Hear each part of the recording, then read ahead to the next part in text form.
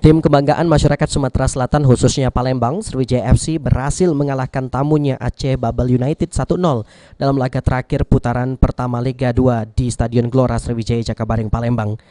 Pada saat pertandingan baru berjalan 4 menit, pemain belakang Sriwijaya FC nomor punggung 36, Edi Gunawan, berhasil mendapatkan umpan dari sayap kiri yang langsung dimaksimalkan menjadi sebuah gol. Usai pertandingan, Kepala Pelatih Sriwijaya FC, Kashar Tadi, mengungkapkan jika sejak menit awal dirinya meminta kepada pemain untuk melakukan pressing ketat kepada para pemain Bubble United. Terbukti dengan melakukan pressing pada menit keempat, Sriwijaya FC berhasil mencetak gol melalui Edi Gunawan yang memastikan Sriwijaya FC meraih 3 poin pada laga terakhir putaran pertama Liga 2.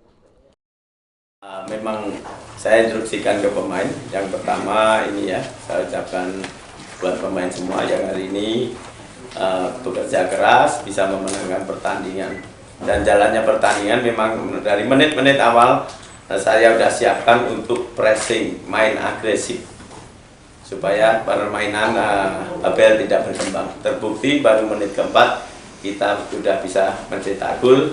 Itu gol setan atau gol beneran saya kurang tahu ya kan ya, penting gol ya. Sementara itu, sang pencetak gol Edi Gunawan mengungkapkan dirinya sangat bersyukur di laga terakhir putaran pertama ini Sriwijaya bisa mendapatkan kemenangan. Mau ucapkan syukur, alhamdulillah kita bisa tutup putaran pertama dengan happy ending, dengan kemenangan.